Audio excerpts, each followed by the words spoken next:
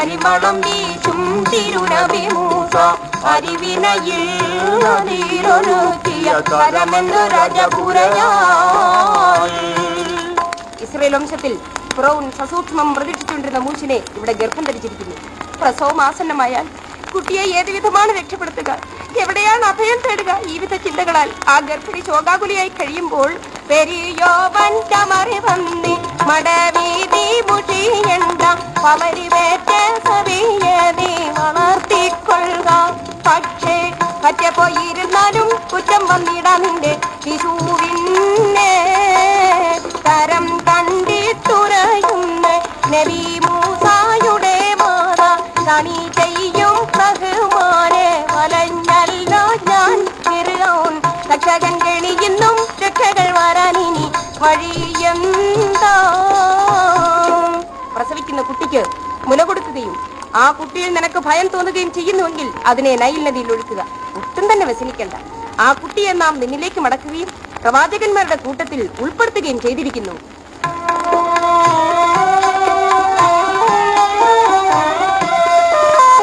കുഞ്ഞിന്റെ പേര് ക്ലേശിക്കേണ്ട, ഗുണക്കേട് വരുമെന്നൂഹിക്കേണ്ട. മഞ്ജുള കുഞ്ഞിന് പേരാണ്, മാർഗം കാട്ടിത്തരുന്ന വിളക്കാണ്, മാർഗം കാട്ടിത്തരുന്ന വിളക്കാണ്. മൂസയുടെ മാതാവ് ഒരു പെട്ടിക്കുള്ളിൽ കടഞ്ഞ പഞ്ഞു വിരിച്ചതിനു ശേഷം തന്റെ ആരോമൽ പൈതലിനെ ഹൃദയവേദനയോടെ ഭദ്രമായി അടച്ചുപൂട്ടി നൈൽ നദിയുടെ ഒരു ശാഖയിലേക്ക് ഒഴുക്കി വിട്ടു. പ്രപഞ്ചമാകെ അറിയുന്ന രാജൻ ഫിർഔൻ മകൾ തോഴിമാരൊത്ത് ചേർന്ന് ഉറുതിയാളൊത്തെ കടവിൽ ഇറങ്ങി ഉന്മേഷത്തോടെ കുളിച്ചെന്ന് മുങ്ങി തിരമാലൂരി വെട്ടി കാണുന്ന ദൂരം ഹൃതിയിൽ അടയ്ക്കുന്നവരെ സമീപം. ഫിർഔന്റെ മകളും തോഴിമാരും നൈൽ നദിയിൽ നീരാടി നിൽക്കവേ തിരമാലകളിൽ പെട്ടു പൊങ്ങിയും താണും പെട്ടി ഫിറൗന്റെ ഉദ്യാനത്തിലുള്ള മരക്കൂട്ടത്തിൽ എത്തിച്ചേർന്നു. ഇത് കാണുവാൻ കഴിഞ്ഞ രാജകുമാരിയും തോഴിമാരും പെട്ടി ഫിറൗന്റെ സന്നിധിയിൽ ഹാജരാക്കി.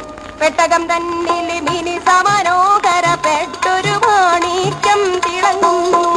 പെട്ടനെ നോക്കിയതാതിയതീകം പൂവതലത്തെ അയ്യോ വെട്ടിയിലി തരം പൈതര കൂട്ടി ഒഴുകിയതാരോ. ഈ സമയം പെട്ടിയുടെ ഉൾഭാഗത്തു നിന്നും ശക്തിയായ ഒരു പ്രകാശം ജ്വലിക്കുന്നത് ഫിറൗന്റെ പ്രിയപത്നി ആസിയ ബീവിക്ക് കാണുവാൻ കഴിഞ്ഞു. ഉടനെ ബീവി പെട്ടി തുറന്നു കൊടുക്കാമെന്ന് സമ്മതിച്ചു.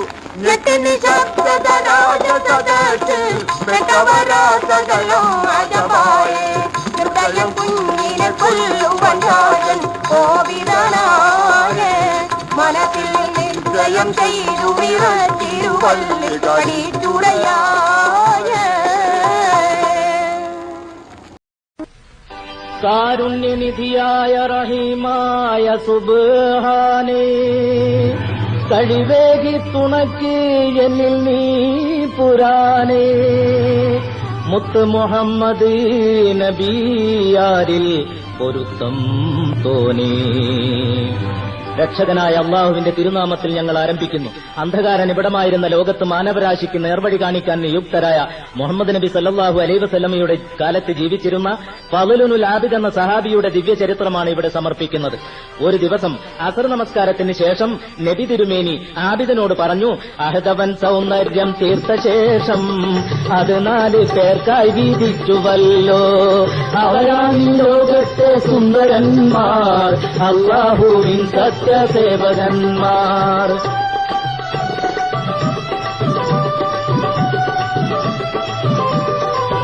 സൗന്ദര്യം കനിഞ്ഞരുളിയ 4 വ്യക്തികളിൽ ഒരാളാണ് ആബിദ് താങ്കൾ എന്ന് റസൂൽ കരീം പറഞ്ഞപ്പോൾ ആബിദ് സന്തോഷം കൊണ്ട് മതിമറന്നുപോയി. തുടർന്ന് മറ്റു 3 പേർ ആരൊക്കെയാണെന്ന് അറിയിക്കപ്പെട്ടു.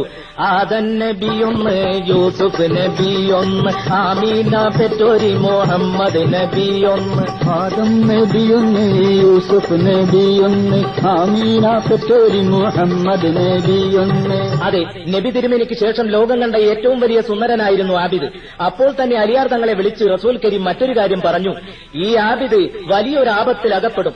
അതിൽ നിന്നും രക്ഷിക്കാൻ അള്ളാഹു നിങ്ങളെയാണ് കണക്കാക്കിയിരിക്കുന്നത്. അലി ഉൾപ്പെടെ എല്ലാവരും അത്ഭുതപ്പെട്ടു. പക്ഷേ റസൂലിന്റെ പ്രവചനമാണ്, തെറ്റുകയില്ല. തുടർന്ന് ഏറെ കഴിയുന്നതിന് മുമ്പായി ലോകത്തെ മുഴുവൻ ദുഃഖമഹാസാഗരത്തിൽ ആഴ്ത്തിക്കൊണ്ട് അള്ളാഹുവിന്റെ ദൂതരിഹ ലോകം വെടിഞ്ഞു, അന്ത്യപ്രവാചകന്റെ മുഖം മണ്ണിൽ മറഞ്ഞു, ആ താരകം പൊലിഞ്ഞ വാർത്ത ലോകം അറിഞ്ഞു, ആ പൂമുഖം മറഞ്ഞതിനാൽ ലോക കരഞ്ഞു, ഇരുലോക ഗുരു പോയതിനാൽ മനസ്സ് തകർന്നു, ഇഹലോകവാസികൾ തമ്മിൽ കണ്ണീര് പകർന്നു. റസൂൽ കരീം വഫാത്തായ വിവരം ഒരു കൊടുങ്കാറ്റ് പോലെ എങ്ങും പരന്നു. ദുഃഖം തളം കെട്ടി നിന്ന അന്തരീക്ഷത്തിൽ ഇസ്ലാമിന്റെ ആദ്യത്തെ ഖലീഫയായി അബൂബക്കർ സിദ്ദീഖ് റളിയല്ലാഹു അൻഹു സ്ഥാനമേറ്റെടുത്തു. പ്രജകളിൽ സംതൃപ്തിയും പകർന്നു. ആ ഭരണവും അധികം നീണ്ടുനിന്നില്ല. തുടർന്ന് രണ്ടാം ഖലീഫയായി ഉമർ ബിൻ ഖത്താബ് വന്നല്ലോ, കണ്ടാൽ കൊതിക്കുന്ന ഭരണം നാട്ടിനായി തന്നല്ലോ,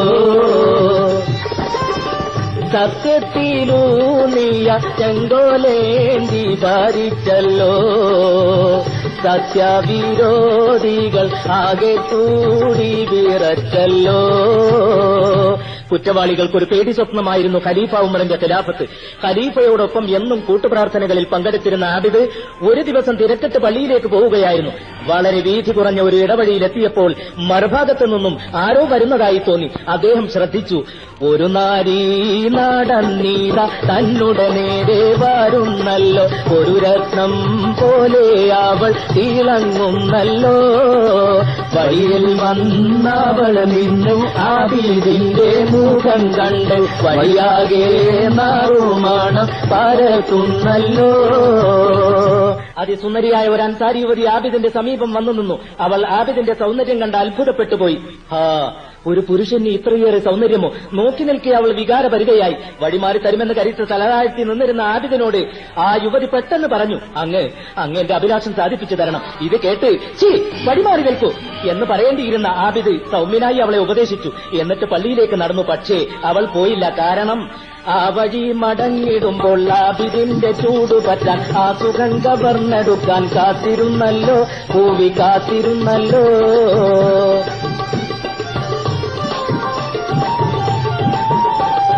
പള്ളിയിൽ നിന്നും തിരിച്ചു വരുന്ന ആബിദിനെ അവൾ വീണ്ടും സമീപിച്ചു. ഇസ്ലാമിക നിയമങ്ങൾ ധിക്കരിക്കാൻ ഞാൻ പഠിച്ചിട്ടില്ല എന്ന് പറഞ്ഞ് അവളെ തൊട്ടൊരുമിക്കൊണ്ട് ആബിദ് കടന്നുപോയി. തുടർന്നുള്ള ദിവസങ്ങളിലും അവൾ ആബിദിനെ അലട്ടിക്കൊണ്ടിരുന്നു. ഒരു ദിവസം അവൾ അടവ് മാറ്റി. തരികിടതകൃതമിതാളം തുള്ളി തരുണിയവൾ ബഹുസുന്ദരി കള്ളി, സരിഗമ പദനിസ പാട്ടും പാടി നവമധു തേടി, പെണ്ണ് പരിശുദ്ധമാനി കരി പുരട്ടാനായി നിന്നുരയാടി. തന്റെ വശ്യമായ കണ്ണുകളും മാംസളങ്ങളായ അവയവങ്ങളും ചലിപ്പിച്ച് വശീകരിക്കാൻ ശ്രമിച്ചു. ആദർശധീരനായ ആബിദ് പക്ഷെ കുടുങ്ങിയില്ല. മറ്റൊരു ദിവസം അവൾ അദ്ദേഹത്തെ കെട്ടിപ്പുണർന്നു. അവിടെയും അദ്ദേഹം തളർന്നില്ല. ശക്തി സംഭരിച്ച് അവളെ തള്ളി അകറ്റി. പള്ളിയിലെത്തിയ ആബിദ് ഈ ശല്യത്തിൽ നിന്നും രക്ഷപ്പെടാനുള്ള മാർഗം ആലോചിച്ചു. അപ്പോഴാണ് ബഹുമാനപ്പെട്ട സൽമാനുൽ ഫാരിസിയുടെ നേതൃത്വത്തിൽ ഒരു സംഘം ആളുകൾ ഹജ്ജിന് പോകുന്നുവെന്നറിയുന്നത്. ഉടനെ തന്റെ പേരും ഉൾക്കൊള്ളിച്ചു. അൽഹംദുലില്ലാ, അദ്ദേഹം റബ്ബിനെ സ്തുതിച്ചു. ഹജ്ജാജികളുടെ കൂട്ടത്തിൽ ആബിദ് പോകുന്ന വിവരം മണത്തറിഞ്ഞ ആ യുവതിയും സംഘത്തിൽ ചേർന്നു. ആ ദിവസം സമാഗതമായി. മരുഭൂവിൽ നറുമണം വീശി മനുഷ്യർ വന്നാണയുന്നേ, മനസ്സിന്റെ മറുപച്ച കാണാൻ അവരിത പുറപ്പെടുന്നേ. 500 പേരുള്ള സംഘം കഅബ ലക്ഷ്യമാക്കി നീങ്ങി. മദീനാവാസികൾ തക്ബീർ ധ്വനികളോടെ യാത്രയാക്കി. മണിക്കൂറുകൾ കൊഴിഞ്ഞു വീണു. അസറോടടുത്തപ്പോൾ ഒരു ശബ്ദം കേട്ട് ആബിദ് തിരിഞ്ഞു നോക്കി. എന്ത്? അദ്ദേഹം ഞെട്ടിപ്പോയി. ആരിൽ നിന്ന് രക്ഷപ്പെടാൻ വേണ്ടി താൻ യാത്ര ചെയ്യുന്നുവോ അതേ യുവതി സമീപം നിൽക്കുന്നു. അവൾ ചിരിച്ചു. എന്നിട്ട് പതിഞ്ഞ സ്വരത്തിൽ പറഞ്ഞു, ഇന്ന് രാത്രി വിശ്രമിക്കുമ്പോൾ ഞാൻ താങ്കളുടെ കൈമയിൽ വരും. പെട്ടെന്ന് അവൾ സ്ത്രീകളുടെ നിരയിലേക്ക് പോയി. മണൽപ്പരപ്പിൽ കൂടാരങ്ങൾ ഉയർന്നു. പകൽ മുഴുവനും നടന്നു തളർന്ന സംഘാംഗങ്ങൾ നിദ്രയിൽ ലയിച്ചു. അപ്പോഴും പ്രാർത്ഥിച്ചുകൊണ്ടിരുന്ന ആബിദ് ഒരു ചലനം കണ്ടു. മുത്തേ മോഹബത്തിൻ കരിമ്പിൻ സത്തേ, മൂത്തം പകരുവാൻ സമയമൊത്തേ, എന്റെ കരളും മനസ്സും തുടിത്തേ, എന്തും തരുവാനായി ഞാനുണ്ടടുത്തേ.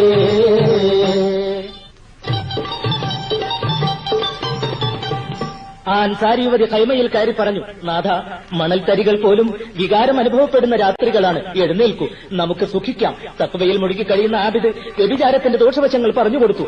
അതിന്റെ മറുപടിയായി അവൾ ഖുർആനും സുന്നത്തും ഉദ്ധരിച്ചു. ഇന്നൽ ഹസനാത്തി യുദ്ഹിബിന സയ്യിആത്ത്, സൽക്കർമ്മങ്ങൾ ദുശ്ചെയ്തികളെ ഇല്ലാതാക്കുന്നു എന്നല്ലേ വേദവാക്യം. ആയതുകൊണ്ട് ഒരിക്കൽ സുഖിക്കുവാൻ 1000 ദിർഹം തരാം, ഒരു ചെറുപാപം ചെയ്താൽ പിന്നീട് പുണ്യം നേടാം. ഒരിക്കൽ സുഖിക്കുവാൻ 1000 ദിർഹം തരാം, ഒരു ചെറുപാപം ചെയ്താൽ പിന്നീട് പുണ്യം നേടാം. ഞാൻ 1000 ദിർഹം സമ്മാനമായി തരാം. അത് താങ്കൾ ധർമ്മം ചെയ്യുമ്പോൾ ഈ ചെറിയ പാപം മാഞ്ഞു പോകും, പുണ്യവും കിട്ടും. പിശാച് വേദമോതുന്നത് പോലെ ആബിദിന് തോന്നി. അടുത്ത രാത്രിയിലും അവൾ വന്നു. അവളുടെ അങ്കലാവണ്യവും ധനസ്ഥിതിയും വിവരിച്ചു. പെട്ടെന്ന് ദേഷ്യം വന്ന ആബിദ് സ്വരമുയർത്തി പറഞ്ഞു, ഈ കാര്യം പറയാൻ ഇനിയും ഇങ്ങോട്ട് വരരുത്, പോകൂ. ആബിദ് തനിക്ക് എത്തിപ്പിടിക്കാൻ കഴിയാത്ത കൊമ്പാണെന്ന് മനസ്സിലാക്കിയ ആ അൻസാരി പെണ്ണ് അദ്ദേഹത്തെ ഭീഷണിപ്പെടുത്തി അവിടെ നിന്നും പോയി. അവളുടെ ഹൃദയത്തിൽ പ്രതികാരം നാമ്പെടുക്കുകയായിരുന്നു. ആ രാത്രി കട്ടിയുള്ള ഇരുട്ടിൽ കൂടാരങ്ങളുടെ അരികു പറ്റി ഒരാൾ ആബിദിന്റെ തമ്പിൽ പ്രവേശിച്ചു. പെട്ടെന്ന് പുറത്തിറങ്ങി ഇരുട്ടിൽ മറയുകയും ചെയ്തു. അസ്സലാത്തു ഖൈറും മിനന്നൗം, അസ്സലാത്തു ഖൈറും മിനന്നൗം, അല്ലാഹു അക്ബർ, അല്ലാഹു അക്ബർ, ലാ ഇലാഹ ഇല്ലല്ലാഹ്. മണൽത്തരികൾക്ക് പോലും പുളകം കൊള്ളുന്ന സുബഹി ബാങ്ക് നമസ്കാരം കഴിഞ്ഞ ആചാരികൾ യാത്രയായി. കുറച്ചു കഴിഞ്ഞപ്പോൾ സ്ത്രീകളുടെ ഭാഗത്തു നിന്നും ഒരു ബഹളം കേട്ടു. കാര്യം അറിയാൻ നേതാവ് ഒരാളെ അയച്ചു. അയാൾ തിരിച്ചു വന്ന് പറയുകയാണ്, കണ്ടാലഴകുള്ളൊരു കുട്ടി, കഴിവുള്ളൊരു ചെറു പെൺകുട്ടി, കലമാൻ മിഴി രണ്ടും കലങ്ങി തന്റെ മനം പൊട്ടി, ഇപ്പോൾ കരയുന്നവളവിടെയിരുന്ന് ബഹളം കൂട്ടി. സുന്ദരിയായ ഒരു അൻസാരി യുവതിയുടെ 1000 ദിർഹവും ഒരു രത്നവും നഷ്ടപ്പെട്ടിരിക്കുന്നു. എന്ത്? ഹജ്ജാജികൾക്കിടയിൽ കളവോ? നേതാവ് അമ്പരന്നു. സത്യസന്ധനായ ആബിദിന്റെ തൊഴിക്ക് മറ്റെല്ലാവരുടെയും ഭാണ്ഡങ്ങൾ പരിശോധിക്കപ്പെട്ടു. കളവ് മുതൽ കണ്ടുകിട്ടിയില്ല. അപ്പോൾ ആ യുവതി സൽമാനുൽ ഫാരിസിയോട് ചോദിച്ചു, എന്താണ് ആബിദിന്റെ പെട്ടി പരിശോധിക്കാതിരുന്നത്? എനിക്ക് അദ്ദേഹത്തെ സംശയമുണ്ട്. നേതാവിന് ആബിദിന്റെ സാധനങ്ങളും പരിശോധിക്കേണ്ടി വന്നു. അപ്പോൾ ഞെട്ടിത്തെറിച്ചു വിറയാർന്ന കൈകളാൽ പെട്ടിക്കകത്ത് നിന്നും പണവും രത്നവും എടുത്തു. ആബിദിന്റെ പെട്ടിയിൽ നിന്നും കളവ് മുതൽ കണ്ടെടുക്കപ്പെട്ടു. സംഭവം ഖലീഫക്ക് റിപ്പോർട്ട് ചെയ്ത് സംഘം യാത്ര തുടർന്നു. അന്ന് രാത്രിയും അവൾ ആബിദിനെ സമീപിച്ചു. അദ്ദേഹം ആട്ടിപ്പുറത്താക്കി. വികാരം കൊണ്ട് വീർപ്പുമുട്ടിയ അവൾ നിരാശയോടെ ഖൈമയിൽ തിരിച്ചെത്തി. തന്റെ അടിമകളിൽ കരുത്തനായ റൈഹാനുൽ അസ്വദ് മുത്ത് സുഖിച്ചു. എന്നിട്ട് ചില നിർദ്ദേശങ്ങൾ നൽകി ആബിദിന്റെ തമ്പിലേക്ക് അയച്ചു. അയാൾ ആബിദിനെ ബോധം കെടുത്തി ആ അൻസാരി പെണ്ണിന്റെ കൈമയിലെത്തിച്ചു. ബോധം തിരിച്ചു കിട്ടിയ ആബിദിനെ അവൾ പ്രാപിക്കാൻ ശ്രമിച്ചു. നിരാശയായിരുന്നു ഫലം. അവൾ പ്രതികാരത്തിന്റെ ഉഗ്രമൂർത്തിയായി വീണ്ടും മരുന്ന് മണപ്പിച്ചു. ആബിദിനെ ബോധം കെടുത്തിയ ശേഷം ഒരടിമ സ്ത്രീയെ കൊലപ്പെടുത്തി. എന്നിട്ട് മലർന്നു കിടന്ന് ആബിദിനെ മാറിൽ കിടത്തി നിലവിളിക്കാൻ തുടങ്ങി. അർദ്ധരാത്രിയിൽ ബഹളം കേട്ട ആളുകൾ ഓടിക്കൂടി ആബിദിനെ എടുത്തുമാറ്റി. നേതാവിനോട് ആ യുവതി കരഞ്ഞുകൊണ്ട് പറഞ്ഞു, ഇന്നലെ ഈ മാന്യനെന്റെ മാണജങ്ങൾ കാട്ടു, ഇന്നിതാ എന്നെ ചതിച്ചു, ദാസിയെ വധിച്ചു. സൗന്ദര്യവും സൽഗുണവും കൊണ്ട് വിശ്വപ്രസിദ്ധനായിരുന്ന ആബിദ് ഒരു രാത്രി കൊണ്ട് കള്ളനും കൊലയാളിയും നീചനുമായി. അദ്ദേഹത്തെ ബന്ധനസ്ഥനാക്കി ഒരിടത്ത് നിർത്തിയിട്ട് സംഘം മക്കത്തേക്ക് പോയി. പരിശുദ്ധ ഹജ്ജ് കഴിഞ്ഞ് തിരിച്ചെത്തിയ സംഘാംഗങ്ങൾക്ക് മദീനയുടെ അതിർത്തിയിൽ ഒരു സ്വീകരണം നൽകപ്പെട്ടു. ആബിദിനെ ഖലീഫയുടെ മുമ്പിൽ ഹാജരാക്കി. സംഘത്തിലെ മുഴുവൻ ആളുകളും ആബിദിനെതിരായി സാക്ഷി പറഞ്ഞു. ഇസ്ലാമിക നിയമപ്രകാരം വിധി തയ്യാറായി. കളവ് ചെയ്തതിന് കൈമുറിക്കുക, വ്യഭിചരിച്ചതിന് അവിവാഹിതനായതുകൊണ്ട് 100 അടി അടിക്കുക, അടിമസ്ത്രീയെ കൊല ചെയ്തതിന് കൊന്നുകളയുക. ജനങ്ങൾ ശ്വാസമടക്കി നിന്നു. അപ്പോഴത് സംഭവിച്ചു. പ്രശാന്തമായ ആകാശം മേഘാവൃതമായി. മിന്നൽ പിണറുകൾ, ഇടിമുഴക്കം എല്ലാവരെയും അമ്പരപ്പിച്ചുകൊണ്ട് അടിയാറും കുമ്പുറത്ത് അവിടെയെത്തി. അത് കണ്ട് കൂടിയവരൊന്നിച്ച് ഞെട്ടി. അലകടൽ പോലെ ജനലക്ഷങ്ങൾ അത്ഭുതത്താലെ നോക്കിയിരിക്കെ അല്ലാഹുവിനെ ആബിദ് വാഴ്ത്തി. അന്ത്യപ്രവാചകന്റെ പ്രവചനം സാക്ഷാത്കരിച്ചുകൊണ്ട് അലി ഇബ്നു അബീ താലിബ് എന്നവരും കാര്യദർശിയും ഒരു കുതിരപ്പുറത്ത് വന്നിറങ്ങി. കഴിഞ്ഞ സംഭവങ്ങളിൽ പന്തികേടുണ്ടെന്ന് അലിയാർ തങ്ങൾ ഖലീഫയെ ഉണർത്തിച്ചു. ഖലീഫയുടെ അനുവാദത്തോടെ ആ അൻസാരി യുവതിയെ പുനർവിചാരണ ചെയ്തു. അവൾ മൊഴി നൽകി. 500ഓളം പേര് കാര്യങ്ങൾ കണ്ടോരാണ്, അബലയായോരെന്നിൽ സഹതാപം കൊണ്ടോരാണ്.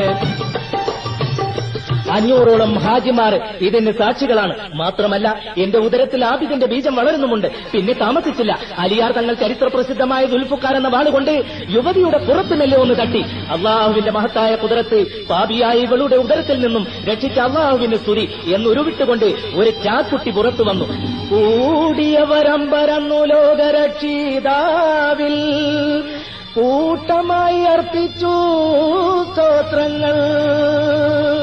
തിങ്ങിക്കൂടിയവരമ്പരന്നു നിൽക്കെ അലി ചാക്കുട്ടിയോട് ചോദിച്ചു, നിന്റെ പിതാവാരാണ്? ഉടനെ മറുപടി ഉണ്ടായി, റൈഹാനുൽ അസ്വദ്. റൈഹാനുൽ അസ്വദ് കുറ്റം സമ്മതിച്ചു. ആബിദിനോട് ചോദിച്ചു, നിങ്ങൾക്ക് എന്തെങ്കിലും പറയാനുണ്ടോ? അള്ളാഹുവിന്റെ ശിക്ഷകളെ ഞാൻ ഭയപ്പെടുന്നു. ആബിദ് പ്രതിവചിച്ചു. അലി റളിയല്ലാഹു അൻഹു ഖലീഫയുടെ നേരെ തിരിഞ്ഞു. അമീറുൽ മുഅ്മിനീൻ, ആബിദ് നിരപരാധിയാണ്. അങ്ങനെ മറുവിധിയുണ്ടായി. ആബിദിന് നൽകിയ ശിക്ഷകൾ അൻസാരി പെണ്ണിന് വിധിക്കപ്പെട്ടു. അതെ, ആബിദിനെ വധിക്കുന്നത് കാണാൻ തടിച്ചുകൂടിയ മദീനക്കാർ അള്ളാഹുവിനെ പുകഴ്ത്തിക്കൊണ്ട് തിരിച്ചുപോയി. ആബിദ് കുറ്റവിമുക്തനായി. റബ്ബ് തൃക്കൺ പാർത്തിടട്ടെ, ഓർത്തിടട്ടെ, അനുഗ്രഹങ്ങൾ ചാർത്തിടട്ടെ, അടിയരിൽ ഗുണം ചേർത്തിടട്ടെ.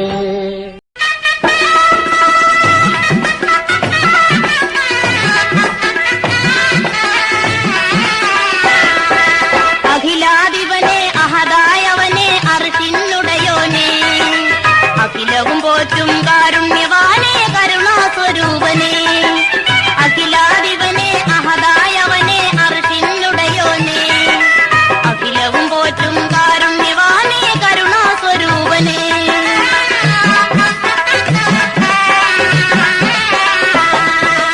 എല്ലാ സ്തുതിയും നിനക്ക് മാത്രം ഹയ്യുൽ ഖയ്യൂമേ, എല്ലാ പാപവും തീർക്കുന്നവനെ ഗഫൂറുർ റഹീമേ. എല്ലാം നിൻ ഖുദ്റത്താലല്ലോ റാഹിമായോനെ, എല്ലാം നിൻ ഖുദ്റത്താലല്ലോ റാഹിമായോനെ. അഖിലാധിപനെ അഹദായവനെ അർശിനുടയോനെ, അഖിലവും പോറ്റും കാരുണ്യവാനെ കരുണാസ്വരൂപനെ. പ്രജാക്ഷേമ തൽപരനും സത്യസന്ധനുമായിരുന്ന ഖലീഫ ഉമർ ഫാറൂഖ് റളിയല്ലാഹു അൻഹുവിന്റെ നീതിനിഷ്ഠമായ ഭരണം നടക്കുന്ന കാലം. ഇതേസമയം അന്തോക്യയിലെ ഭരണാധികാരി ഇസ്ലാമിന്റെ ഏറ്റവും വലിയ ശത്രുവും സ്വേച്ഛാധിപതിയുമായ ഹൃക്കൽ ചക്രവർത്തിയായിരുന്നു.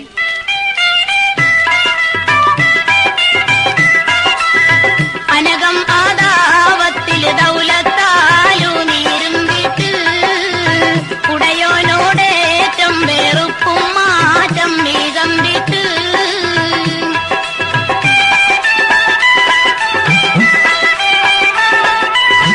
മറുവായൻ തന്നെ പോലാരുമില്ലാത്താനത്ത്, വാഴ്ചയിൽ മേത്തെ കടുപ്പത്താലെ സുഖം പെറ്റ്. നാടിന്റെ നാനാഭാഗങ്ങളിലുമായി സത്യവിശ്വാസികളും ഹൃക്കലിന്റെ സൈന്യങ്ങളും തമ്മിൽ സംഘട്ടനങ്ങൾ നടന്നുകൊണ്ടിരുന്നു. ഇങ്ങനെയിരിക്കെ ഹൃക്കൽ ചക്രവർത്തിയെ ഖലീഫ ഇസ്ലാമിലേക്ക് ക്ഷണിച്ചു. ബഹുദൈവാരാധകരാം ജനങ്ങളിൽ ബഹുദൈവ വിശ്വാസം മാറ്റുവാൻ, സത്യമതത്തിൽ വിശ്വാസം കൊള്ളുവാൻ ഉത്തമനുമർ ക്ഷണിക്കുന്നേ. എന്നാൽ ഇസ്ലാമിനെ പാടെ നശിപ്പിക്കുവാൻ വളരെ നാളായി കൊതിച്ചിരുന്ന ഹൃക്കൽ ഖലീഫയുടെ ക്ഷണം നിരസിച്ചുകൊണ്ട് പകരം ഒരു യുദ്ധത്തിന് തയ്യാറെടുത്തു. തന്റെ സൈന്യാധിപനായ തോമയുടെ കീഴിൽ ഒരു സൈന്യ സമൂഹത്തെ അവൻ യുദ്ധത്തിന് അയക്കുകയും ചെയ്തു.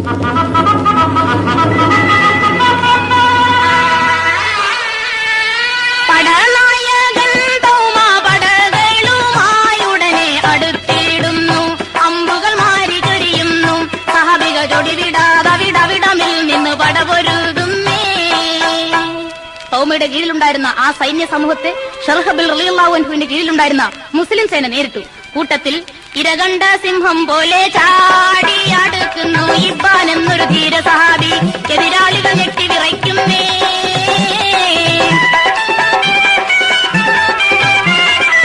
കുബിറാക്കൾ പലരും അമ്പുകളേറ്റു നീളം പറ്റി, കണ്ണുകൾ മൂക്കുകൾ നെഞ്ചു തുളഞ്ഞു, നോവാലെ മുറവിളി പൊങ്ങുന്നേ. ഇരകണ്ട സിംഹത്തെ പോലെ ഇബ്ബാൻ റളിയല്ലാഹു അൻഹു ശത്രുക്കളെ അരിഞ്ഞു വീഴ്ത്തിക്കൊണ്ട് മുന്നേറുകയാണ്. പെട്ടെന്നാണ് അത് സംഭവിച്ചത്. അമ്പൊന്നതാ വന്നു തറയ്ക്കുന്ന വിരിമാറിൽ ഇബ്ബാൻ പിടഞ്ഞുടൻ നിലം പറ്റുന്നേ. അല്ലാഹ് അഹദെന്നുടനോതി ഷഹീദാകുന്നേ. ആ ധീരനെ വധിക്കാതെ രക്ഷയില്ലെന്ന് മനസ്സിലാക്കിയ തൗമ ഏതു വിട്ട ഒരു ഒളിയമ്പ് ഇബ്ബാൻ റളിയല്ലാഹു അൻഹുവിന്റെ മാറിൽ തുളഞ്ഞു കയറി.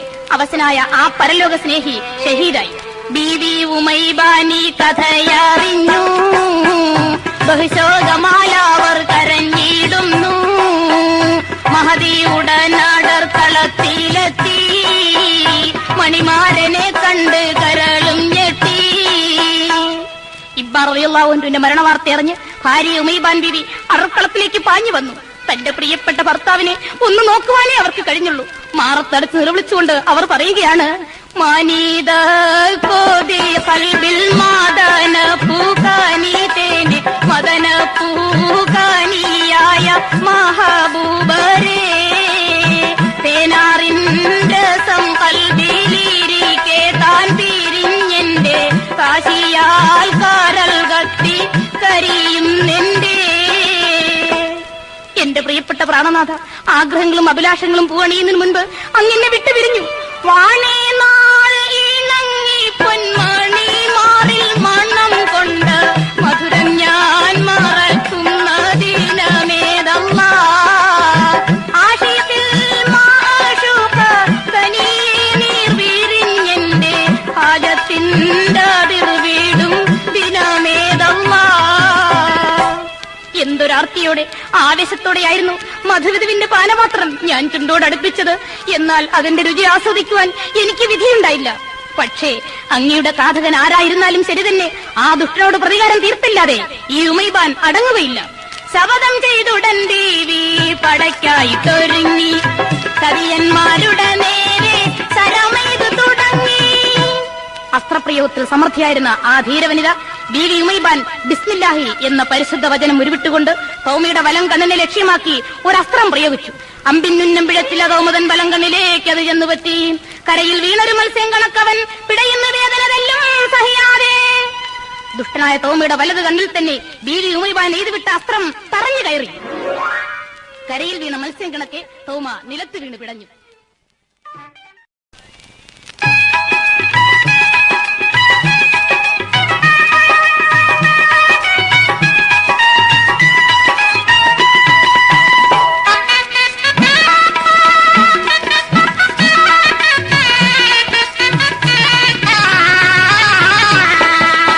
എല്ലാം അറിയുന്ന താരസമ്പൂർണനെ, എല്ലാരിലും നന്മ ചൊരിയുന്ന കോനെ.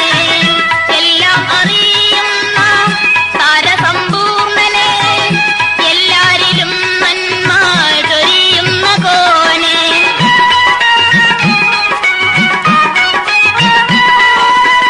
അല്ലാഹുടയോനെ അതിമായോനെ,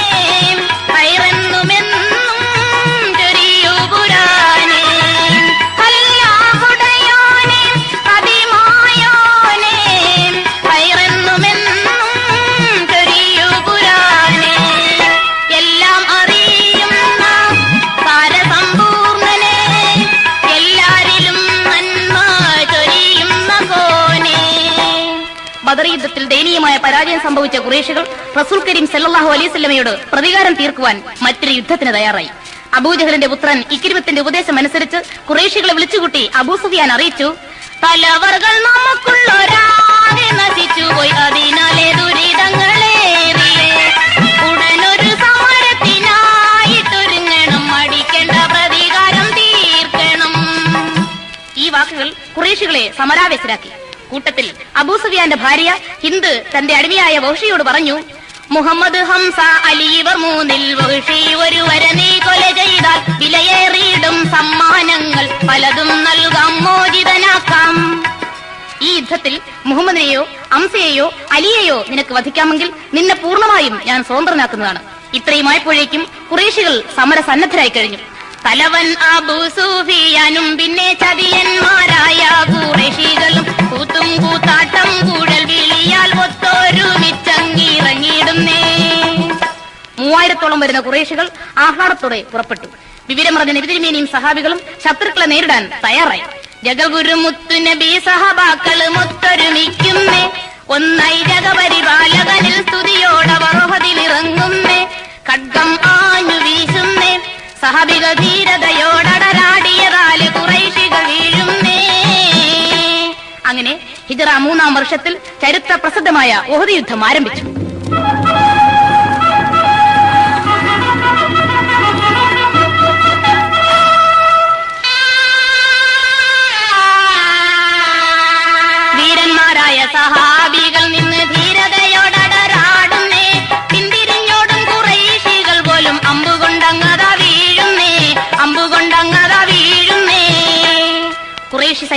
പലരും സഹാബികളുടെ വാളിനും അമ്പിനും ഇരയായി. ധീരനായ ഹംസ റളിയല്ലാഹു അൻഹുവിന്റെ വാൾപ്രയോഗം ശത്രുക്കളെ വിരളി പിടിപ്പിച്ചു. അവരോരോരുത്തരും ഇങ്ങനെ ചിന്തിച്ചു: എന്തെന്തിത് കാൺപതുമയ്യോ, എന്തെന്തിത് യുദ്ധമിതയ്യോ, എന്തെന്തൊരു ധീരത ഇവരിൽ കാണുവതും കനവോ, ഹൃദയം നൊന്തേറെ വൈരികളായവർ പിന്തിരിഞ്ഞോടിടുന്നേ. സഹാബികളുടെ മുന്നേറ്റം ചെറുത്തു നിൽക്കാൻ കഴിയാതെ ഖുറൈശികൾ കൂട്ടത്തോടെ പിന്തിരിഞ്ഞോടി. തത്സമയം ശത്രുക്കൾ ഉപേക്ഷിച്ചു പോയ പടയായുധങ്ങളും മറ്റു മുതലുകളും ശേഖരിക്കുന്നതിനായി സഹാബികൾ അടർക്കളം വിട്ടിറങ്ങി. ഉടനെ പകവീർക്കാനായി ഖുറൈശികളാം ദുഷ്ടപ്പകയരും നായി വളഞ്ഞിടുന്നേ.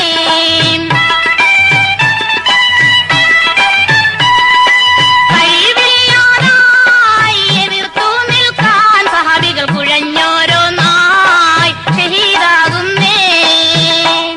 ഓർക്കാപ്പുറത്തുണ്ടായ ഈ ആക്രമണം നേരിടാൻ വെറും കൈയോടെ നിന്ന സഹാബികൾക്ക് കഴിവില്ലാതെയായി.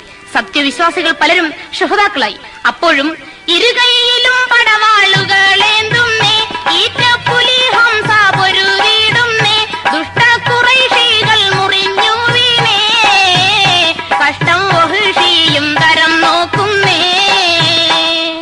ധീരനായ ഹംസ റളിയല്ലാഹു അൻഹു തന്റെ ഇരുകരങ്ങളിലും വാളുകൾ ഏന്തിക്കൊണ്ട് ശത്രുക്കളെ വകവരുത്തിക്കൊണ്ടിരുന്നു. അതാ വൈരിയാമോഷിതൻ ചാട്ടുളിയേറ്റതാൽ ധീരനാമാസേനാനി പിടഞ്ഞു വീണു. കഷ്ടം! ഹംസ റളിയല്ലാഹു അൻഹുവിന്റെ പിന്നിലൂടെ പാഞ്ഞു ചെന്ന വഹ്ശിയുടെ ചാട്ടുളി ആ പരിശുദ്ധ മേനിയിൽ തറഞ്ഞു കയറി. മുറിവായിലൂടെ രക്തം വാർന്നൊഴുകി. ഇസ്ലാമിന് വേണ്ടി തന്റെ ജീവിതം തന്നെ ഒഴിഞ്ഞു വെച്ചിരുന്ന ഹംസ റളിയല്ലാഹു അൻഹു ഉഹദിൽ വെച്ച് രക്തസാക്ഷിയായി.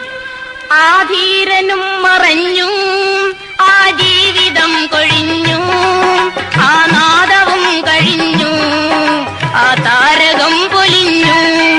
ആ ധീരനും മറഞ്ഞു, ആ ജീവിതം കൊഴിഞ്ഞു, ആ നാദവും കഴിഞ്ഞു, ആ താരകം പൊലിഞ്ഞു.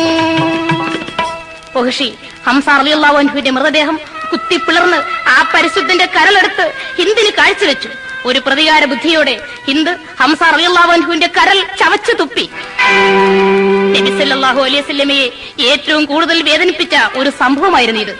ഉഹദ് യുദ്ധത്തിൽ 70-ൽ പരം സഹാബികൾ രക്തസാക്ഷിത്വം വരിച്ചു. ജഗപരിപാലകനേ റഹീമേ അഗതിദയാപരനേ കരുണാസ്വരൂപനേ ഇവരിൽ ചൊരിയൂ നിൻ കൃപകൾ, ചൊരിയൂ നിൻ കൃപകൾ. കാരുണ്യനിധിയായ റഹീമായ സുബ്ഹാനേ, കഴിവേകി തുണയ്ക്ക് എന്നിൽ നീ പുരാനേ, മുത്ത് മുഹമ്മദ് നബിയാരിൽ പൊരുത്തം തോനേ. രക്ഷകനായ അള്ളാഹുവിന്റെ തിരുനാമത്തിൽ ഞങ്ങൾ ആരംഭിക്കുന്നു. അന്ധകാര നിബിഡമായിരുന്ന ലോകത്ത് മാനവരാശിക്ക് നേർവഴി കാണിക്കാൻ നിയുക്തരായ മുഹമ്മദ് നബി സല്ലല്ലാഹു അലൈഹി വസല്ലമയുടെ കാലത്ത് ജീവിച്ചിരുന്ന ഫളുലുൽ ആബിദ് എന്ന സഹാബിയുടെ ദിവ്യ ചരിത്രമാണ് ഇവിടെ സമർപ്പിക്കുന്നത്. ഒരു ദിവസം അസർ നമസ്കാരത്തിന് ശേഷം നബി തിരുമേനി ആബിദിനോട് പറഞ്ഞു: അഹദവൻ സൗന്ദര്യം തീർത്ത ശേഷം അത് 4 പേർക്കായി വീതിച്ചുവല്ലോ, അവരാണ് ലോകത്തെ സുന്ദരന്മാർ, അല്ലാഹുവിൻ സേവകന്മാർ.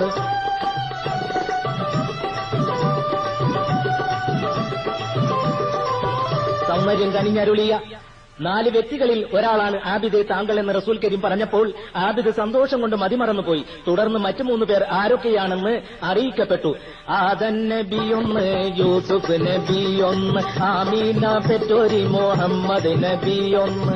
ആദം നബിയൊന്ന്, യൂസുഫ് നബിയൊന്ന്, ആമീന പെറ്റോരി മുഹമ്മദ് നബിയൊന്ന്. അതെ, നബി തിരുമേനിക്ക് ശേഷം ലോകം കണ്ട ഏറ്റവും വലിയ സുന്ദരനായിരുന്നു ആബിദ്. അപ്പോൾ തന്നെ അലിയാർ തങ്ങളെ വിളിച്ച് റസൂൽ കരീം മറ്റൊരു കാര്യം പറഞ്ഞു: ഈ ആബിദ് വലിയൊരു ആപത്തിൽ അകപ്പെടും. അതിൽ നിന്നും രക്ഷിക്കാൻ അള്ളാഹു നിങ്ങളെയാണ് കണക്കാക്കിയിരിക്കുന്നത്. അലി ഉൾപ്പെടെ എല്ലാവരും അത്ഭുതപ്പെട്ടു. പക്ഷേ റസൂലിന്റെ പ്രവചനമാണ്, തെറ്റുകയില്ല. തുടർന്ന് ഏറെ കഴിയുന്നതിന് മുമ്പായി ലോകത്തെ മുഴുവൻ ദുഃഖമഹാസാഗരത്തിൽ ആഴ്ത്തിക്കൊണ്ട് അള്ളാഹുവിന്റെ ദൂതരിഹ ലോകം വെടിഞ്ഞു, അന്ത്യപ്രവാചകന്റെ മുഖം മണ്ണിൽ മറഞ്ഞു, ആ താരകം പൊലിഞ്ഞ വാർത്ത ലോകം അറിഞ്ഞു, ആ പൂമുഖം മറഞ്ഞതിനാൽ ലോക കരഞ്ഞു, ഇരുലോക ഗുരു പോയതിനാൽ കണ്ടാൽ മനസ്സ് തകർന്നു, ഇഹലോകവാസികൾ തമ്മിൽ കണ്ണീര് പകർന്നു. റസൂൽ കരീം വഫാത്തായ വിവരം ഒരു കൊടുങ്കാറ്റ് പോലെ എങ്ങും പരന്നു. ദുഃഖം തളം കെട്ടി നിന്ന അന്തരീക്ഷത്തിൽ ഇസ്ലാമിന്റെ ആദ്യത്തെ ഖലീഫയായി അബൂബക്കർ സിദ്ദീഖ് റളിയല്ലാഹു അൻഹു സ്ഥാനമേറ്റെടുത്തു. പ്രജകളിൽ സംതൃപ്തിയും പകർന്നു. ആ ഭരണവും അധികം നീണ്ടുനിന്നില്ല. തുടർന്ന് രണ്ടാം ഖലീഫയായി ഉമർ ബിൻ ഖത്താബ് വന്നല്ലോ. കണ്ടാൽ കൊതിക്കുന്ന ഭരണം നാട്ടിനായി തന്നല്ലോ. സത്യത്തിലൂന്നിയ ചെങ്കോലേന്തി ഭരിച്ചല്ലോ. സത്യവിരോധികൾ ആകെ കൂടി വിറച്ചല്ലോ. കുറ്റവാളികൾക്കൊരു പേടി സ്വപ്നമായിരുന്നു ഖലീഫ ഉമറിന്റെ ഖിലാഫത്ത്. ഖലീഫയോടൊപ്പം എന്നും കൂട്ടുപ്രാർത്ഥനകളിൽ പങ്കെടുത്തിരുന്ന ആബിദ് ഒരു ദിവസം തിരക്കിട്ട് പള്ളിയിലേക്ക് പോവുകയായിരുന്നു. വളരെ വീതി കുറഞ്ഞ ഒരു ഇടവഴിയിലെത്തിയപ്പോൾ മറുഭാഗത്തു നിന്നും ആരോ വരുന്നതായി തോന്നി. അദ്ദേഹം ശ്രദ്ധിച്ചു. ഒരു നാരീ നടന്നീത തന്നുടെ നേരെ വരുന്നല്ലോ, ഒരു രത്നം പോലെ അവൾ തിളങ്ങുന്നല്ലോ. വഴിയിൽ വന്നവൾ നിന്നു ആബിദിന്റെ മുഖം കണ്ട് വഴിയാകെ നാറുമാണ് പരത്തുന്നല്ലോ. അതിസുന്ദരിയായ ഒരു അൻസാരി യുവതി ആബിദിന്റെ സമീപം വന്നു നിന്നു. അവൾ ആബിദിന്റെ സൗന്ദര്യം കണ്ട് അത്ഭുതപ്പെട്ടുപോയി. ഒരു പുരുഷന് ഇത്രയേറെ സൗന്ദര്യമോ? നോക്കി നിൽക്കെ അവൾ വികാരപരിതയായി. വഴിമാറി തരുമെന്ന് കരുത്ത് തലതാഴ്ത്തി നിന്നിരുന്ന ആബിദിനോട് ആ യുവതി പെട്ടെന്ന് പറഞ്ഞു, അങ്ങ് എന്റെ അഭിലാഷം സാധിപ്പിച്ചു തരണം. ഇത് കേട്ട് വഴിമാറി നിൽക്കൂ എന്ന് പറയേണ്ടിയിരുന്ന ആബിദ് സൗമ്യനായി അവളെ ഉപദേശിച്ചു. എന്നിട്ട് പള്ളിയിലേക്ക് നടന്നു. പക്ഷേ അവൾ പോയില്ല. കാരണം ആ വഴി മടങ്ങിടുമ്പോൾ ആബിദിന്റെ ചൂട് പറ്റാൻ ആ സുഖം കവർന്നെടുക്കാൻ കാത്തിരുന്നല്ലോ, പൂവി കാത്തിരുന്നല്ലോ.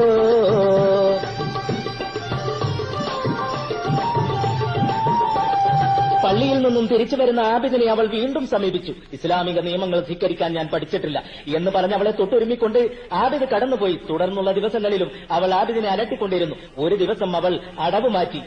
കരികിട തകൃതമിതാളം തുള്ളി തരുണിയകൾ ബഹുസുന്ദരി കള്ളി കരിഗമ പദനിസ പാട്ടും പാടി നവമതു തേടി പെണ്ണ് പരിശുദ്ധമാനി കരിപുരട്ടാനായി നിന്നുരയാടി. തന്റെ വശ്യമായ കണ്ണുകളും മാംസളങ്ങളായ അവയവങ്ങളും ചലിപ്പിച്ച് വശീകരിക്കാൻ ശ്രമിച്ചു. ആദർശധീരനായ ആബിദ് പക്ഷെ കുടുങ്ങിയില്ല. മറ്റൊരു ദിവസം അവൾ അദ്ദേഹത്തെ കെട്ടിപ്പുണർന്നു. അവിടെയും അദ്ദേഹം തളർന്നില്ല. ശക്തി സംഭരിച്ച് അവളെ തള്ളി അകറ്റി പള്ളിയിലെത്തിയ ആബിദ് ഈ ശല്യത്തിൽ നിന്നും രക്ഷപ്പെടാനുള്ള മാർഗം ആലോചിച്ചു. അപ്പോഴാണ് ബഹുമാനപ്പെട്ട സൽമാനുൽ ഫാരിസിയുടെ നേതൃത്വത്തിൽ ഒരു സംഘം ആളുകൾ ഹജ്ജിന് പോകുന്നുവെന്നറിയുന്നത്. ഉടനെ തന്റെ പേരും ഉൾക്കൊള്ളിച്ചു. അൽഹംദുലില്ലാ, അദ്ദേഹം റബ്ബിനെ സ്തുതിച്ചു. ഹജ്ജാജികളുടെ കൂട്ടത്തിൽ ആബിദ് പോകുന്ന വിവരം മണത്തറിഞ്ഞ ആ യുവതിയും സംഘത്തിൽ ചേർന്നു. ആ ദിവസം സമാഗതമായി. മരുഭൂവിൽ നറുമണം വീശി മനുഷ്യർ വന്നാണയുന്ന് മനസ്സിന്റെ മരുപ്പച്ച കാണാൻ അവരിത പുറപ്പെടുന്നേ. 500 പേരുള്ള സംഘം കഅബ ലക്ഷ്യമാക്കി നീങ്ങി. മദീനാവാസികൾ തക്ബീർ ധ്വനികളോടെ യാത്രയാക്കി. മണിക്കൂറുകൾ പൊഴിഞ്ഞു വീണു. അസറോടടുത്തപ്പോൾ ഒരു ശബ്ദം കേട്ട് ആബിദ് തിരിഞ്ഞു നോക്കി. എന്ത്? അദ്ദേഹം ഞെട്ടിപ്പോയി. ആരിൽ നിന്ന് രക്ഷപ്പെടാൻ വേണ്ടി താൻ യാത്ര ചെയ്യുന്നുവോ അതേ യുവതി സമീപം നിൽക്കുന്നു. അവൾ ചിരിച്ചു. എന്നിട്ട് പതിഞ്ഞ സ്വരത്തിൽ പറഞ്ഞു, ഇന്ന് രാത്രി വിശ്രമിക്കുമ്പോൾ ഞാൻ താങ്കളുടെ കൈമയിൽ വരും. പെട്ടെന്ന് അവൾ സ്ത്രീകളുടെ നിരയിലേക്ക് പോയി. മണൽപ്പരപ്പിൽ കൂടാരങ്ങൾ ഉയർന്നു. പകൽ മുഴുവനും നടന്നു തളർന്ന സംഘാംഗങ്ങൾ നിദ്രയിൽ ലയിച്ചു. അപ്പോഴും പ്രാർത്ഥിച്ചുകൊണ്ടിരുന്ന ആബിദ് ഒരു ചലനം കണ്ടു. മുത്തേ മോഹബത്തിൻ കരിമ്പിൻ സത്തേ മൂത്തം പകരുവാൻ സമയമൊത്തേ എന്റെ കരളും മനസ്സും തുടിത്തേ എന്തും തരുവാനായി ഞാനുണ്ടടുത്തേ.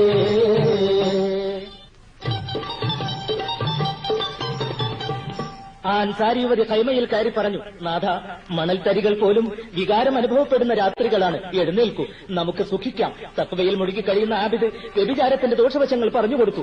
അതിന്റെ മറുപടിയായി അവൾ ഖുർആനും സുന്നത്തും ഉദ്ധരിച്ചു. ഇന്നൽ ഹസനാത്തി യുദ്ഹിബിന സയ്യിആത്ത്, സൽക്കർമ്മങ്ങൾ ദുശ്ചൈതികളെ ഇല്ലാതാക്കുന്നു എന്നല്ലേ വേദവാക്യം.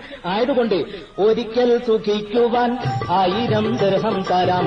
ഒരു ചെറുപാപം ചെയ്താൽ പിന്നീട് പുണ്യം നേടാം. ഒരിക്കൽ സുഖിക്കുവാൻ 1000 ദിർഹം തരാം. ഒരു ചെറുപാപം ചെയ്താൽ പിന്നീട് പുണ്യം നേടാം. ഞാൻ 1000 ദിർഹം സമ്മാനമായി തരാം. അത് താങ്കൾ ധർമ്മം ചെയ്യുമ്പോൾ ഈ ചെറിയ പാപം മാഞ്ഞു പോകും, പുണ്യവും കിട്ടും. പിശാച് വേദം ഓതുന്നത് പോലെ ആബിദിന് തോന്നി. അടുത്ത രാത്രിയിലും അവൾ വന്നു. അവളുടെ അങ്കലാവണ്യവും ധനസ്ഥിതിയും വിവരിച്ചു. പെട്ടെന്ന് ദേഷ്യം വന്ന ആബിദ് സ്വരമുയർത്തി പറഞ്ഞു, ഈ കാര്യം പറയാൻ ഇനിയും ഇങ്ങോട്ട് വരരുത്, പോകൂ. ആബിദ് തനിക്ക് എത്തിപ്പിടിക്കാൻ കഴിയാത്ത കൊമ്പാണെന്ന് മനസ്സിലാക്കിയ ആ അൻസാരി പെണ്ണ് അദ്ദേഹത്തെ ഭീഷണിപ്പെടുത്തി അവിടെ നിന്നും പോയി. അവളുടെ ഹൃദയത്തിൽ പ്രതികാരം നാമ്പെടുക്കുകയായിരുന്നു. ആ രാത്രി കട്ടിയുള്ള ഇരുട്ടിൽ കൂടാരങ്ങളുടെ അരികെ പറ്റി ഒരാൾ ആബിദിന്റെ തമ്പിൽ പ്രവേശിച്ചു. പെട്ടെന്ന് പുറത്തിറങ്ങി ഇരുട്ടിൽ മറയുകയും ചെയ്തു. അസ്സലാത്തു ഖൈറും മിനന്നൗം, അസ്സലാത്തു ഖൈറും മിനന്നൗം, അല്ലാഹു അക്ബർ, അല്ലാഹു അക്ബർ, ലാ ഇലാഹ ഇല്ലല്ലാഹ്. മണൽത്തരികൾക്ക് പോലും പുളകം കൊള്ളുന്ന സുബഹി ബാങ്ക്. നമസ്കാരം കഴിഞ്ഞ ആചാരികൾ യാത്രയായി. കുറച്ചു കഴിഞ്ഞപ്പോൾ സ്ത്രീകളുടെ ഭാഗത്തു നിന്നും ഒരു ബഹളം കേട്ടു. കാര്യം അറിയാൻ നേതാവ് ഒരാളെ അയച്ചു. അയാൾ തിരിച്ചു വന്ന് പറയുകയാണ്, കണ്ടാലഴകുള്ളൊരു കുട്ടി, കഴിവുള്ളൊരു ചെറു പെൺകുട്ടി, തലമാൻ മിഴി രണ്ടും കലങ്ങി തന്റെ മനം പൊട്ടി, ഇപ്പോൾ കരയുന്നവളവിടെയിരുന്ന് ബഹളം കൂട്ടി. സുന്ദരിയായ ഒരു അൻസാരി യുവതിയുടെ 1000 ദിർഹവും ഒരു രത്നവും നഷ്ടപ്പെട്ടിരിക്കുന്നു. എന്ത്? ഹജ്ജാജികൾക്കിടയിൽ കളവോ? നേതാവ് അമ്പരന്നു. സത്യസന്ധനായ ആബിദിന്റെ തൊഴിക്ക് മറ്റെല്ലാവരുടെയും ഭാണ്ഡങ്ങൾ പരിശോധിക്കപ്പെട്ടു. കളവ് മുതൽ കണ്ടുകിട്ടിയില്ല. അപ്പോൾ ആ യുവതി സൽമാനുൽ ഫാരിസിയോട് ചോദിച്ചു, എന്താണ് ആബിദിന്റെ പെട്ടി പരിശോധിക്കാതിരുന്നത്? എനിക്ക് അദ്ദേഹത്തെ സംശയമുണ്ട്. നേതാവിന് ആബിദിന്റെ സാധനങ്ങളും പരിശോധിക്കേണ്ടി വന്നു. അപ്പോൾ ഞെട്ടിത്തെറിച്ചു വിറയാർന്ന കൈകളാൽ പെട്ടിക്കകത്ത് നിന്നും പണവും രത്നവും എടുത്തു. ആബിദിന്റെ പെട്ടിയിൽ നിന്നും കളവ് മുതൽ കണ്ടെടുക്കപ്പെട്ടു. സംഭവം ഖലീഫക്ക് റിപ്പോർട്ട് ചെയ്ത് സംഘം യാത്ര തുടർന്നു. അന്ന് രാത്രിയും അവൾ ആബിദിനെ സമീപിച്ചു. അദ്ദേഹം ആട്ടിപ്പുറത്താക്കി. വികാരം കൊണ്ട് വീർപ്പുമുട്ടിയ അവൾ നിരാശയോടെ കൈമയിൽ തിരിച്ചെത്തി തന്റെ അടിമകളിൽ കരുത്തനായ റൈഹാനുൽ അസ്വദ് മുത്ത് സുഖിച്ചു. എന്നിട്ട് ചില നിർദ്ദേശങ്ങൾ നൽകി ആബിദിന്റെ തമ്പിലേക്ക് അയച്ചു. അയാൾ ആബിദിനെ ബോധം കെടുത്തി ആ അൻസാരി പെണ്ണിന്റെ കൈമയിലെത്തിച്ചു. ബോധം തിരിച്ചു കിട്ടിയ ആബിദിനെ അവൾ പ്രാപിക്കാൻ ശ്രമിച്ചു. നിരാശയായിരുന്നു ഫലം. അവൾ പ്രതികാരത്തിന്റെ ഉഗ്രമൂർത്തിയായി. വീണ്ടും മരുന്ന് മണപ്പിച്ചു. ആബിദിനെ ബോധം കെടുത്തിയ ശേഷം ഒരടിമ സ്ത്രീയെ കൊലപ്പെടുത്തി. എന്നിട്ട് മലർന്നു കിടന്ന് ആബിദിനെ മാറിൽ കിടത്തി നിലവിളിക്കാൻ തുടങ്ങി. അർദ്ധരാത്രിയിൽ ബഹളം കേട്ട ആളുകൾ ഓടിക്കൂടി ആബിദിനെ എടുത്തുമാറ്റി. നേതാവിനോട് ആ യുവതി കരഞ്ഞുകൊണ്ട് പറഞ്ഞു, ഇന്നലെ ഈ മാന്യനെന്റെ മാണജങ്ങൾ കാട്ടു, ഇന്നിതാ എന്നെ ചതിച്ചു, ദാസിയെ വധിച്ചു.